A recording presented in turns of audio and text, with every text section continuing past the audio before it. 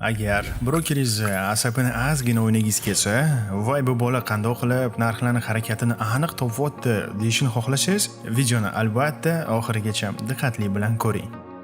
Bugungi videoda siz bilan Elliot to'lqinlarining kelib chiqishi, Elliot to'lqinlarini oddiy qilib tushunishimizni, Elliot to'lqinlarining asosiy qoidalari, Elliot to'lqinlarini ishlatilish usullari va bonus sifatida Elliot to'lqinlarini avtomatik chizadigan indikatorlarni qatdan olishingiz, qanday o'rnatishingizni videoning oxirida aytaman.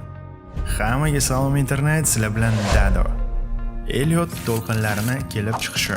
Xullas, bu ajoyib to'lqinlarning yaratuvchisi haqida qisqacha tanishib o'tamiz. Demak, Wikipediyaga murojaat qilganimizda bizga quyidagicha ma'lumotlarni, ya'ni Ralph Nelson Elliot amerikalik buxgalter va muallif bo'lib, fond bozori ma'lumotlarini o'rganish, uni treyder psixologiyasining siklik tabiatining tavsifi va texnik tahlil shaklini to'liq tamoyilini ishlab chiqarishga olib keldi. U moliya bozoridagi tendensiyalar va o'zgarishlarni aniqlaydi va hokazo. Tug'ilgan sanasi 1871-yil 28-iyul Kanzas Amerika Qo'shma Shtatlarida va o'lgan sanasi 1948-yil 15-yanvar Kings Park, New York, Amerika Qo'shma Shtatlari. Xullas, oila bola chaqalari haqida to'xtamaymiz, chunki bu bizga foydasi yo'q. Asosiy diqqatni qanday qilib Elliot to'lqinlarini paydo bo'lganiga qaratamiz. Asosiy va dastlabki kasbi buxgalterlik bo'lgan, demak, soqqani qatdan va qanday kelishini juda ham yaxshi bilgan Elliot. Yoki bo'lmasa birovi soqqasini sanash joniga tekanidan bo'lsa kerak, o'zini treyderlik rolida sinashga qaror qiladi. Balkim pensiyada o'tirish joniga tekkanidan ham bo'lishi mumkin. Buni aniq hech kim bilmaydi. Xullas, 1930-yildan boshlab Ralph Nelson Elliot fond bozorlarini titkilab, ko'p emas, kam emas 70 yillik indekslar grafikini tahlil qilib, o'zini natijalarini Charles J. Collins bilan birgalikda 1938-yilda The Wave Principle to'lqin nazariyasi yoki boshqacha qilib aytganimizda to'lqinlar prinsipi nomli kitobini yozadi. Xullas, Elliotning fikricha, insoniyat sivilizatsiyasida hamma narsa qanaqadir o'ziga xos ritmik tartibda bo'lar ekan. Shuning uchun bu ritm yoki to'lqin amplitudalari deymiz, ammo kelajakka cho'zilishi mumkin. Bu esa moliyaviy bozorlarning keyingi harakatini prognoz qilishni imkonini beradi. Elliotning bu gaplari va bu chiqargan kitobi hali hayotligi paytida hech kim tomonidan unaqa jiddiy qabul qilinmadi. Bu to'lqinlarni Wall Streetda esdan chiqib ketmasligiga Charles Collins o'zini Elliot Wave Principle, o'zbekchada Elliot to'lqinlari prinsipi kitobi bilan hissa qo'shadi. Undan keyin 1950-60-yillarda Hamilton Bolton to'liq Elliot to'lqini nomli kitobini chiqaradi. Xullas, Boltondan keyin Alfred John Frost bu to'lqinlar bilan qiziqib qoladi va o'zini shu yo'nalishga bag'ishlaydi. Lekin undan keyin bu mavzuni ommalashtirish va bizgacha kelishiga katta hissani qo'shgan shaxs Robert Proctor bo'ladi. Robert R. Proctor Jr. amerikalik moliyaviy yozuvchi va moliyaviy bozor tahlilchisi.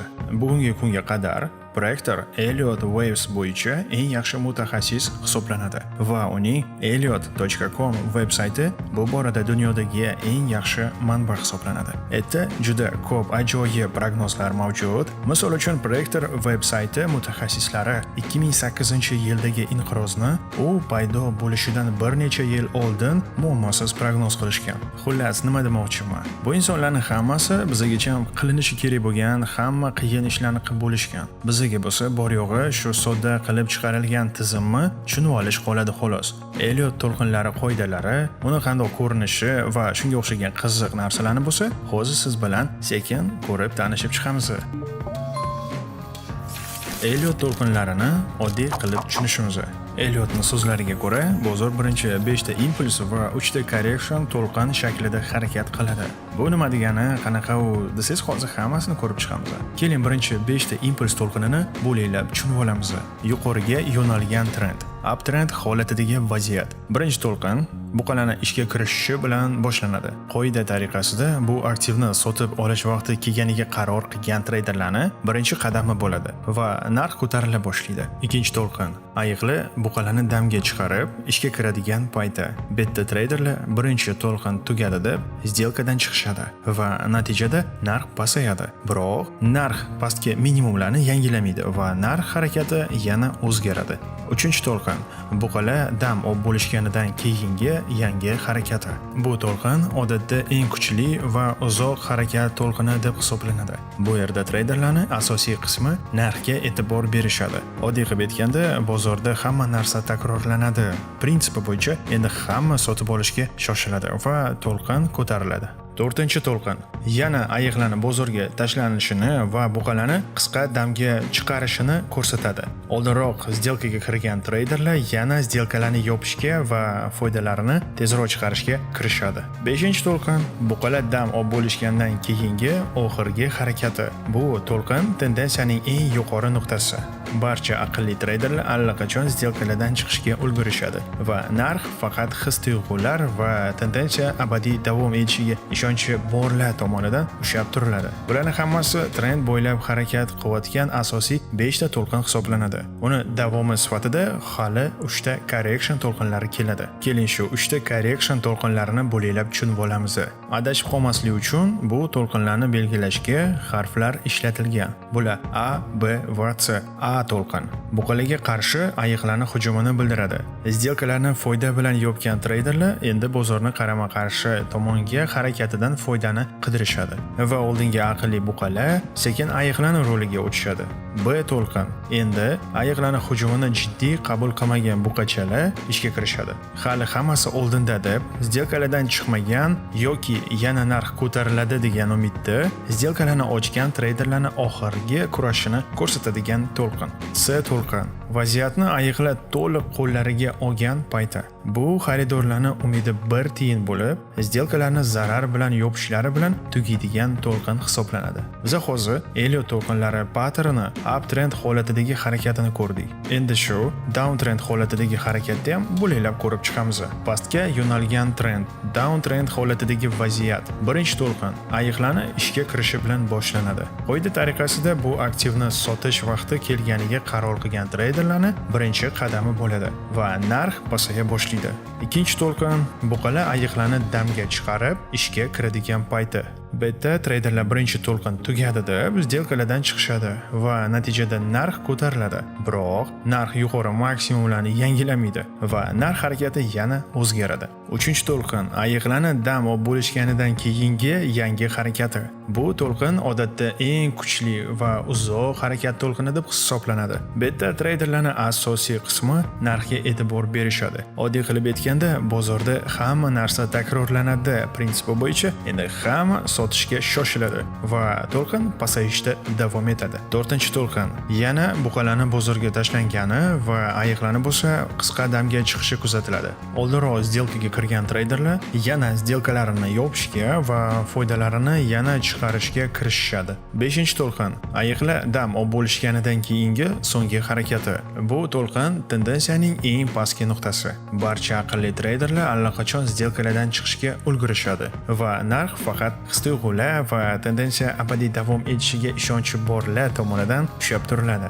5 to'lqinli impuls tuzilishidan keyin yana 3 to'lqinli correction mavjud. Boya aytganimdek, adashmaslik uchun bu to'lqinlarni belgilashga harflar ishlatilgan. Bular A, B, C. Demak, A to'lqin ayiqlarga qarshi buqalarni qattiq hujumini bildiradi. сделкаlarni foyda bilan yopgan treyderlar endi bozorni qarama-qarshi tomonga harakatidan foydani qidirishadi va oldingi aqlli ayiqlar sekin buqalarni roliga o'tishadi. B to'lqin endi buqalarni hujumini jiddiy qabul qilmagan ayiqchalar ishga kirishadi. Hali hammasi oldinda deb сделкаlardan chiqmagan yoki yana narx pasayadi degan umidda сделкalarini ochgan treyderlarni oxirgi kurashlarini ko'rsatadigan to'lqin. C to'lqin vaziyatni buqalar to'liq qo'llariga olgan payti. Bu sotuvchilarning umidi bir tiyin bo'lib, сделкalarini zarar bilan yopishlari bilan tugaydigan to'lqin hisoblanadi. Tushunolishimiz uchun. Xullas, Elliotning o'zi bu to'lqinlarda birinchi navbatda treyderlarning hissiy va psixologik holatini ko'rgan. Hozir sirazu aytishim kerak, mavzuni diqqat bilan chalg'imasdan ko'rishimiz shart bo'lgan qismiga o'tamiz. Chunki iloji boricha diqqatni jamlaymiz. Elliot to'lqinlarining asosiy qoidalari. Ralf Elliottning to'lqin nazariyasining asosiy qoidalari quyidagilardan iborat. Birinchi to'lqin yangi tendensiyaning boshlanishini va correctiondan keyin tendensiyaning davom etishini anglatadi. Ikkinchi to'lqin bu narxning birinchi qaytarilishi. Ralf Elliott ikkinchi to'lqin hech qachon birinchi to'lqin boshlanadigan nuqtaga yetib bormasligini ta'kidlaydi. Uchinchi to'lqin odatda barcha to'lqinlarning eng kuchli va eng uzunidir. Elliottning klassik nazariyasiga ko'ra, bu uchinchi to'lqin qolgan to'lqinlardan qisqasi bo'lishi mumkin emas. To'rtinchi to'lqin yana bir orqaga qaytish. Ralf Elliott to'rtinchi to'lqinni birinchi to'lqin o'tgan hududga kirmasligi kerakligini aytadi.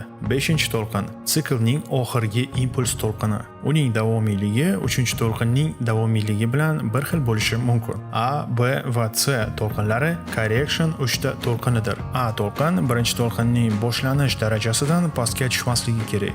B to'lqin 5-to'lqin tugagan darajasidan o'tishi kerak emas. C to'lqini ham birinchi to'lqinning boshlanish darajasidan pastga tushmasligi kerak. Bularning hammasi birinchi qarashda vobshe qiyin ko'rinishi mumkin. Men sizni tushunaman jigarim. Bu narsalarni 2-3 marta chizib takrorlab ko'rsangiz, tez yodda qoladi. Xavotir olmang. Uni ustiga erinchoqlikni hech kim admin qilmagan. Shunga oldinda hali avtomatik Elliott to'lqinlarini chizadigan indikatorlar kutib o'tdi bizani. Hozir сделкаlarni qayerda ochishimiz kerak degan savolga tez to'xtab o'tamiz-da, keyin hammasini qayerdan olishingiz mumkinligini ko'rsataman. Xullas, chalg'imang. Elliott to'lqinlarini ishlatish usullari. Elliott to'lqinlarini qaysi time framelarda ishlatishimiz kerak? Buni asosiy kitobida keltirilgan time framelarga bo'ladigan bo'lsak, bu 1 oylik, 1 kunlik va 1 soatlik time framelar. Ularning hammasini multiframe usulida ishlash deymiz. Agar u mavzuni ham o'rganishni xohlasangiz, unaqada kommentariyallaringizni kutaman. Keling misol qilib, menga Amerika Qo'shma Shtatlarini ko'rsating desam, menga shaharingizdan turib, "Anu tomonda" demaysiz-ku. Yo'q, uni yer sayyorasi xaritasidan topib ko'rsatasiz, to'g'rimi? Endi shu AQShni New York shahrini ko'rsating menga desam, butun mintaqani qanaqadir nuqtasini ko'rsatasizmi? Yo'q. Uni Amerika Qo'shma Shtatlari xaritasidan qidirib topib ko'rsatasiz menga, to'g'rimi? Endi shu New Yorkdagi ozodlik haykalini menga ko'rsating desam, butun AQShni xaritasidan qidirasizmi? Yo'q albatta. Uni New York xaritasidan qidirib topasiz. Buni hammasi uzoqdan tushuntirish bo'lsa ham, bizani ishimizga ham shunaqa ishlaydi hammasi. Oldin katta time framelardan boshlab, kichkinarog'iga o'tamiz. Undan keyin ishlaydigan time framega o'tamiz. Elliott qoidalarini yaxshilab eslab qoling deganim bekorga emas edi. Chunki qoidalarning o'zi bizga сделкаga kirishimizni nuqtalarini ko'rsatadi. Birinchi variantda сделкаga kirishimizni oson usuli. Ikkinchi to'lqin hosil bo'ldi deylik. Qoidada bilamiz, ikkinchi to'lqin birinchi to'lqin boshlanish darajasiga kirishi mumkin emas. Shundan kelib chiqib, сделканы trend bo'ylab ochamiz va stopni birinchi to'lqin boshlanishiga qo'yishimiz mumkin. Bu analizimiz aniq ishlasa, bu bizga butun uchinchi to'lqinni ushlashimizga imkon beradi. Ikkinchi variantda сделкаga kirishimiz oson usuli. Misol uchun ikkinchi to'lqinni o'tkazib yubordingiz. Uchinchi to'lqin tugadi deylik. Bunda ham o'ziga xos foydalansa bo'ladi. Bu misol uchun uchinchi to'lqinchalik foydani kattasini keltirmasa ham, yo'qdan ko'ra deganidek. Yana Elliott qoidalariga qaytadigan bo'lsak, to'rtinchi to'lqin birinchi to'lqin darajasiga kirishi mumkin emas. Shu holatdan foydalanib, biz ham asosiy trend harakati bo'ylab 5-to'lqinni ushlash uchun сделкаga kiramiz. Stoppa bo'lsa, birinchi to'lqin tugagan darajasiga qo'yamiz. Uchinchi variantda сделкаga kirishimizning oson usuli. 5-to'lqinni qo'ldan chiqargan bo'lsangiz zarari yo'q. Bizda hali A, B, C to'lqini bor. Bunda biz A to'lqinini ushlashga harakat qilishimiz mumkin. Agar stoppa 5-to'lqin darajasiga qo'yadigan bo'lsangiz, unaqada bizga C to'lqinini ham ushlash imkonini beriladi. Chunki qoidada yozilishi bo'yicha B to'lqin 5-to'lqin darajasigacha ko'tarila olmaydi. Xullas, biz shu 3 ta сделкаga kirish nuqtalarini eng sodda usulida bo'lsak bo'ladi. Aha, bo'ldi. Hammasini qoida bo'yicha qilsam, demak bugundan сделкаlar 100% plusda yopiladi degani emas bu. Bu yerda 100% ishlaydigan narsani o'zi yo'q. Shunga risk management qoidalarini esimizdan chiqarmaymiz. O'ylaymanki, bugungi mavzudan keyin grafiklar ko'zingizga boshqacha bo'lib ko'rinadi. Bonus. Xullas, bonusga keldik. Elliott Waves indikatorini qayerdan olishingizni videoni oxirida aytaman degandim. Mana marhamat. Video ostida Dado Trader Instagram sahifasiga o'tasiz. Unda storiesda va aktualiy bo'limida qayerdan olishingiz mumkinligini ko'rsatganman. Shunga vaqtni bekor ketkazmasdan tezroq o'tib, indikatorni olish usulini va uni o'rnatish usulini ko'rishingiz mumkin. Joninglar omon bo'lsin. Sizlar bilan Dado bo'ldi.